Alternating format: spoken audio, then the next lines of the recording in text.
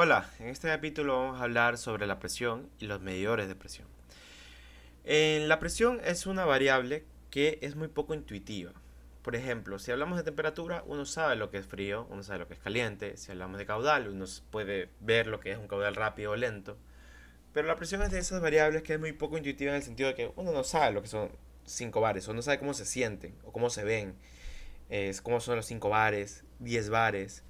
Entonces es muy importante entender bien el concepto de presión y en base a ese concepto qué nos está pidiendo medir el cliente. Entonces vamos a empezar por ese concepto para ver cómo se define la presión matemáticamente. La presión como tal se define como la fuerza dividido para un área específica. Entonces la fuerza que se genera en esa área puede ser representada también como una unidad de masa, por ejemplo. Nosotros sabemos que la masa por la gravedad pues me genera una fuerza. Entonces esa fuerza que se genera de esa masa, que normalmente puede ser una masa de aire, sobre una superficie definida, es lo que nosotros podemos llegar a definir como presión. Entonces, cuando hablamos de presión, hay bastantes unidades. De hecho, cuando se estudiaba la presión originalmente se hacía en milímetros de mercurio. Pero también tenemos, por ejemplo, columna de agua. Pero bueno, las que vamos a utilizar en mayor medida van a ser las unidades estándares en internacional, que son los bares, y la unidad de presión estándar para los estadounidenses, que son los PSI, que en español sería libra por pulgada cuadrada. Entonces me gusta cómo está definido en PSI, libra por pulgada cuadrada, porque creo que es bastante visual. Entonces, para que se entienda bien, vamos a hablar de nuestro primer patrón de referencia cuando hablamos de presión, que es la presión que sentimos todos en todo momento en este planeta, que es la presión atmosférica. La presión atmosférica se define como la columna de aire que está encima de nosotros en todo momento, medido desde la superficie, desde el nivel del mar. Si nosotros hiciéramos un cuadrado de una pulgada cuadrada, y midiéramos todas las partículas de aire que hay en este cuadrado desde la base, desde el nivel del mar hasta el fin de la atmósfera, todas las partículas de aire que hay en esa columna pesan, o mejor dicho, tienen una masa de 14.7 psi. Y esos 14.7 psi quiere decir que en esta columna de una pulgada cuadrada hay contenidas 14.7 libras de aire. O sea que esa es la masa contenida dentro de esa columna. Entonces, ese valor, que parece un valor discreto arbitrario, ¿no? 14.7 libras de aire. Eh, Como podrán notarse, si tomamos la referencia que es desde el nivel del mar, quiere decir que, claro, si estoy midiendo desde el nivel del mar, quiere decir que la presión que yo mida aquí en Guayaquil, que estamos básicamente al nivel del mar, no va a ser la misma presión que nosotros midamos, por ejemplo, en Quito, que está a varios metros por encima del nivel del mar. Entonces, una pregunta que suele surgir es qué sucede con la elevación. Y es que en efecto, la elevación, el aire, es más denso a bajas elevaciones, por ejemplo a nivel del mar, de lo que es a altas elevaciones. Por eso es que muchas veces cuando uno va a la sierra y no está acostumbrado, siente que se queda sin aire. Entonces, en base a este concepto, si bien hemos definido que la presión atmosférica es 14.7 psi, no va a ser la misma presión que yo sienta en la atmósfera aquí en la costa que necesariamente la que yo siento, por ejemplo, en la sierra. Y de hecho, por esa diferencia de presión es que, por ejemplo, cuando uno lleva una botella de aquí, de Guayaquil, y hace un viaje a Quito y abre la botella en Quito, pues después se le sale el agua líquida. Entonces, es un detalle también importante a considerar. Nuestro primer punto de referencia va a ser presión atmosférica. De ahí, la siguiente presión que queremos definir es la presión de vacío. Si nosotros ya tenemos definido que nuestra presión atmosférica es 14.7 psi, eso nos lleva a otra pregunta de, ok, ¿y qué pasa si bajo de ese 14.7 psi? ¿O qué pasaría si yo llego a 0 psi? Y esa es donde entra la presión de vacío. La presión de vacío se define como la presión que está por debajo de la presión atmosférica. Eso quiere decir que va a haber menos partículas de aire presentes. Si ya hemos definido que 14.7 son las libras de aire que contiene esta columna, ¿qué pasaría entonces de que si yo tengo menos masa, menos partículas? Entonces, a medida que yo voy reduciendo el número de partículas, mayor va a ser el vacío. Y bajo esa definición, el vacío absoluto sería básicamente la ausencia de todas las moléculas de aire. Entonces eso nos lleva a una pregunta que es, ¿se puede ir más abajo que el vacío absoluto? Y la respuesta es no, porque no hay masa negativa, no hay antimateria. Entonces, si definimos que el vacío absoluto es el punto donde ya no hay ningún tipo de partícula, ese va a ser básicamente otro punto de referencia que yo puedo tomar. El vacío absoluto como empezando desde el cero. Entonces ahí ya entramos en nuestros medidores de presión, ya que tenemos claro cuáles van a ser nuestros puntos de referencia. Toda medición de presión requiere un punto de referencia, porque la presión solamente se va a entender cuando lo estoy comparando con algo, ya sea con la presión atmosférica, que vimos al inicio, la presión de vacío, o de que yo ponga cuáles van a ser esos puntos de referencia. Entonces, el primer medidor, el primer tipo de medición que vamos a ver, que es el más común, va a ser la presión manométrica, que también le suelen decir presión relativa. Esa es la presión que se mide referente a la presión atmosférica. Quiere decir que voy a tomar la presión atmosférica de 14.7 psi como la base, como si ese fuera el cero de la medición. Entonces, básicamente la presión del proceso se compara con las condiciones ambientales. Y por otro lado también voy a tener el otro punto de referencia que podría ser la presión absoluta. En ese caso voy a tomar como referencia o como cero o como patrón la presión de vacío. Quiere decir que va a empezar por el vacío absoluto y quiere decir que si yo por ejemplo tomara este medidor de presión absoluta y no lo conectara a nada, quiere decir que está a la atmósfera, a la intemperie, va a medir 14.7 psi. Pero si este mismo medidor fuera manométrico y yo no lo conecto a nada, quiere decir que está a la atmósfera, me va a medir 0 psi. Entonces, eso es muy importante, porque una vez que nosotros definimos qué tipo de medición de presión voy a hacer, estoy básicamente definiendo cuál va a ser mi cero patrón. Ambos generalmente tienen una sola conexión a proceso, y esto se da porque en gran medida estos dos valores son valores definidos. Por ejemplo, la presión absoluta, si la definición es que no va a haber partículas de aire, tanto aquí como en Quito, como en cualquier lugar del planeta y del universo, el vacío absoluto va a ser exactamente el mismo valor de referencia. Y la presión manométrica también puede tener un solo punto de referencia, porque si consideramos desde el nivel del mar, pues la presión atmosférica va a ser 14.7 psi. Claro que dependiendo de la elevación, la presión atmosférica real puede llegar a ser diferente, pero igual podríamos tomar de patrón el estándar, 14.7 psi. De ahí tenemos la otra forma de medición, la tercera vendría a ser la presión diferencial. Esto quiere decir que va a tener dos conexiones a proceso, porque ahí ya no me interesa tener yo un patrón, ya sea de la presión absoluta o la presión atmosférica, sino que yo quiero definir mediante las dos conexiones a proceso cómo se van a comparar entre sí. Y esto se usa principalmente en los tanques presurizados. Entonces la referencia, el punto de referencia va a estar definido por el usuario y por dónde conecta estos dos terminales. Por ejemplo, si yo tengo un tanque presurizado, el tanque presurizado no va a estar a la presión atmosférica y tampoco te interesa medir con respecto a la presión absoluta, sino que tú quieres saber, por ejemplo, cuál es la presión interna del tanque comparando la parte vacía del tanque con la parte que está llena de fluido. Entonces vamos a ver ejemplos de eso más tarde. Entonces ya para que se termine de entender la idea, vamos a hablar entonces de cuáles son los puntos de referencia de forma visual. Primero, si nosotros consideramos que el vacío absoluto es el cero absoluto, quiere decir que no va a haber presiones negativas, este es el punto de partida. Si nosotros tenemos un medidor de presión absoluta, pues vamos a tomar la referencia desde este vacío. Quiere decir que cualquier medición que se haga va a ser netamente positiva. Y si yo este medidor de presión absoluto lo tengo a la intemperie, quiere decir que él me va a medir 14.7 psi. Pero, ¿qué pasaría entonces si ya tomamos un medidor de presión manométrico? El presión manométrica va a estar con referencia a la presión atmosférica. Quiere decir que ese, su punto de partida o su cero, va a ser a partir del 14.7 psi. Quiere decir que si yo dejo este medidor a la intemperie, él me va a marcar 0. Y si yo entro en vacío, me va a empezar a marcar valores negativos. Quiere decir por debajo de la atmósfera. ¿Y cuál va a ser el valor negativo máximo que me pueda llegar a mostrar?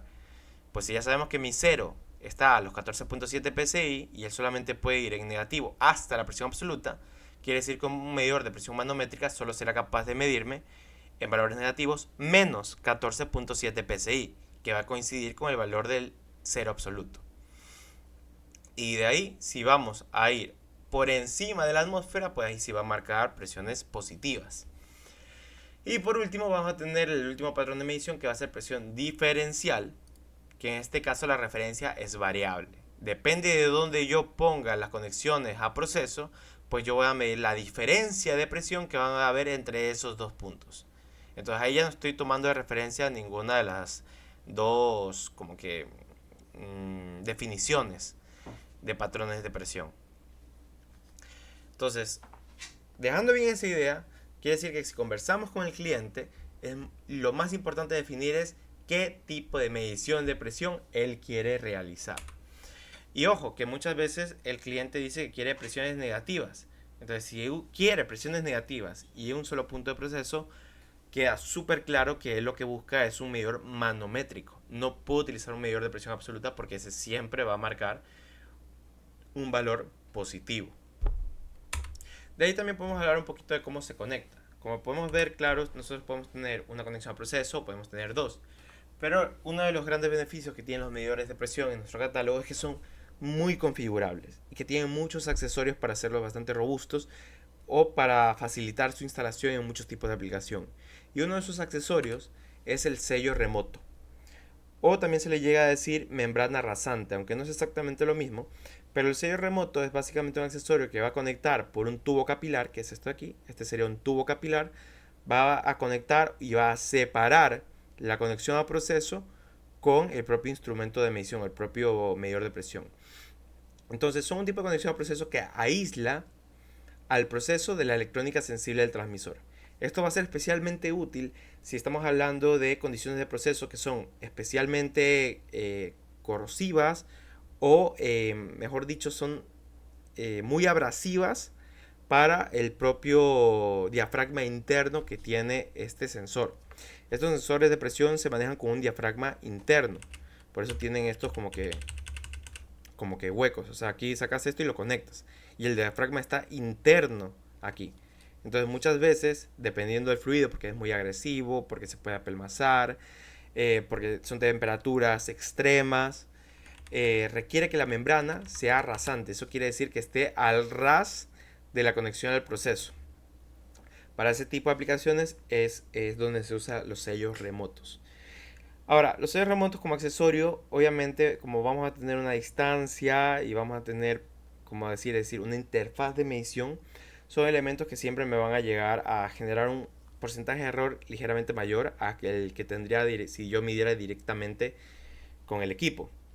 Entonces también es un elemento que puede llegar a costar fácilmente lo mismo que te costaría el propio medidor de presión por sí solo. Entonces, siempre es prudente intentar eliminar la necesidad del sello remoto, porque muchas veces puedes hacer el sello remoto tal vez con algún tipo de tubing, ya depende de tu proeza mecánica, ¿no?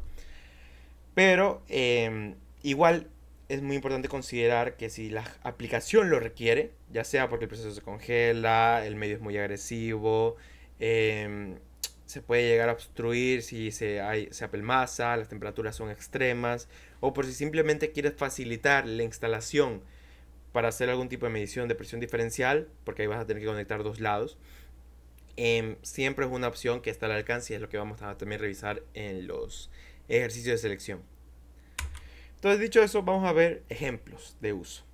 Entonces, si bien los medidores de presión se pueden instalar directamente en el proceso para ver, tipo, yo quiero ver la presión, una aplicación que también es bastante común y que requiere entender la teoría son la medición de nivel.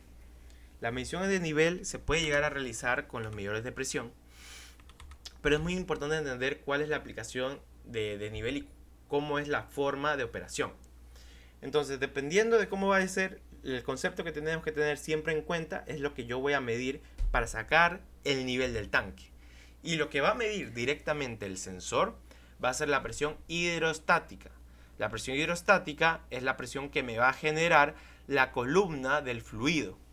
Entonces la presión hidrostática se define matemáticamente como que la presión hidrostática es igual a la densidad del medio, la densidad del fluido, por la gravedad, por la altura. Entonces, lo interesante de esta fórmula es que la densidad y la gravedad son constantes para los fluidos de un tanque, porque si tenemos un tanque de un fluido, pues la densidad va a ser la misma y la gravedad pues también es una constante general. Quiere decir que las únicas variables aquí van a ser la presión hidrostática y la altura. Y la presión hidrostática va a depender netamente de la altura del tanque. Quiere decir que si yo soy capaz de medir la presión hidrostática con mi medidor de presión, yo puedo despejar la altura. Y al despejar yo la altura es la forma en la que yo puedo medir el nivel de los tanques simplemente midiendo la presión. Entonces, para hacer esto en un tanque abierto, el gran beneficio que tiene un tanque abierto es que está a una presión atmosférica.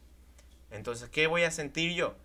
Si yo veo hoy hasta el punto donde yo tengo instalado mi sensor de presión, yo voy a medir la presión hidrostática, que es la columna del fluido, más la presión atmosférica, que es la columna de aire por encima. Entonces, para esto yo podría utilizar un medidor de presión manométrico, porque ese ya tiene referencia a la atmósfera, pero eso serviría si yo hiciera una medición de nivel al nivel del mar, porque la presión atmosférica 14.7 pues va a coincidir con la presión atmosférica real. Pero ¿qué pasaría si yo, por ejemplo, fuera a Quito y pongo esta misma aplicación? Ahí ya no me serviría un manométrico. Ahí más adecuado sería poner un medidor de presión diferencial, en donde yo solamente voy a conectar un lado al proceso. Entonces yo voy a tener un lado midiendo la presión hidrostática más la presión atmosférica, y el otro lado que me queda libre me va a estar midiendo la presión atmosférica real en el punto. Entonces, como es un medidor de presión diferencial, voy a coger y voy a medir presión hidrostática más presión atmosférica menos presión atmosférica. Y lo único que me va a quedar es la presión hidrostática.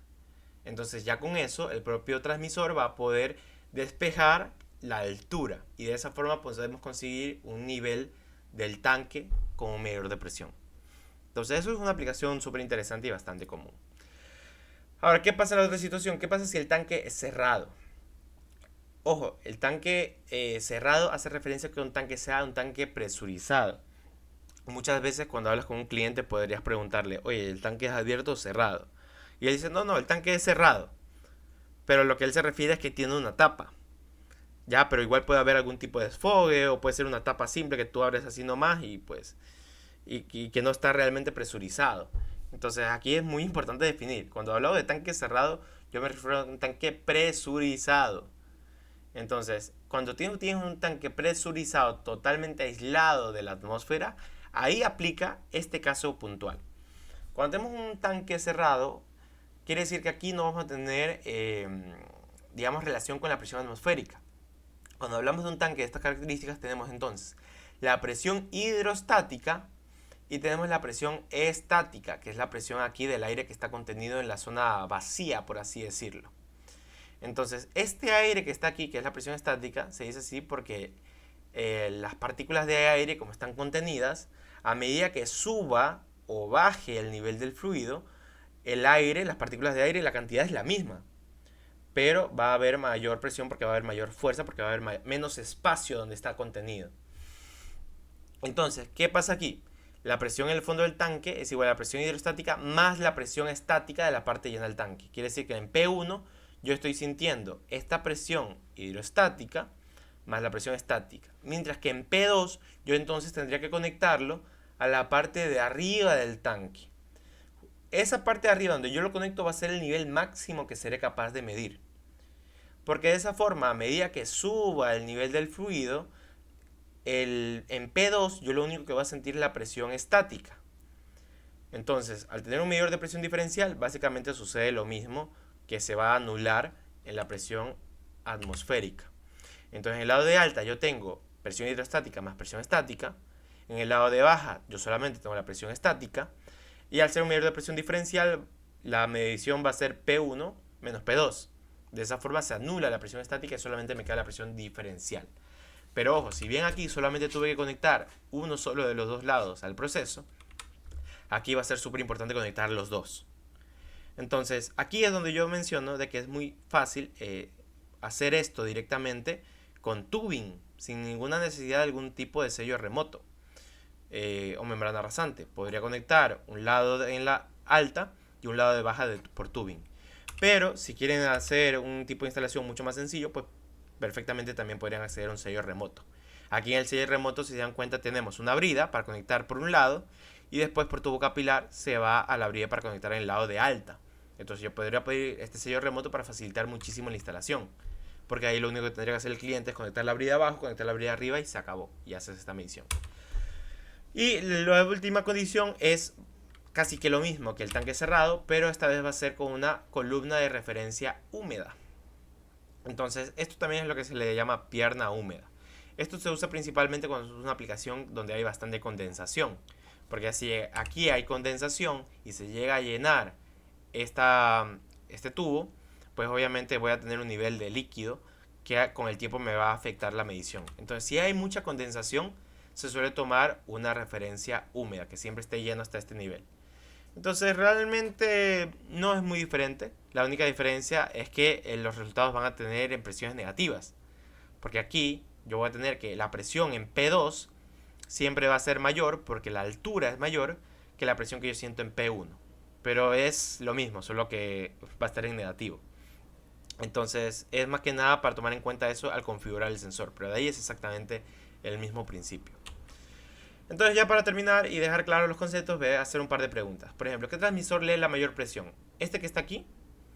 Y tenemos una altura de H dividido para 2, o este que está acá, que tiene una altura mayor. Si recordamos la fórmula de presión hidrostática, densidad por gravedad por altura. A mayor altura quiere decir que el que mayor precisión va a tener es el B. Ahora, ¿qué pasaría aquí? Si nos damos cuenta, tienen formas más extrañas. El A obviamente va a tener más líquido. O sea, aquí hay mucho más líquido contenido que en B. Entonces, un error podría ser pensar que este equipo, que el medidor A, va a sentir mayor presión hidrostática que el tanque B.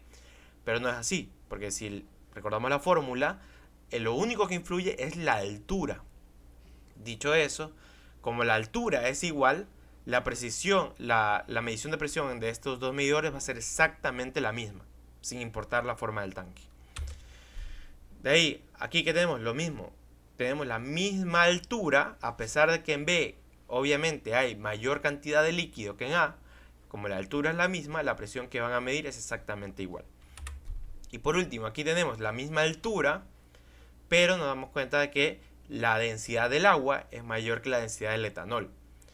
Entonces, aunque tenga la misma altura y la gravedad se aplique de la misma forma, como el agua es más densa, pues va a ejercer una mayor presión sobre el medidor. Entonces, en este caso la respuesta sería A.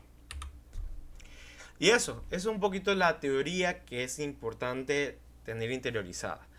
Ya con esta información, pues vamos a hablar un poco del catálogo.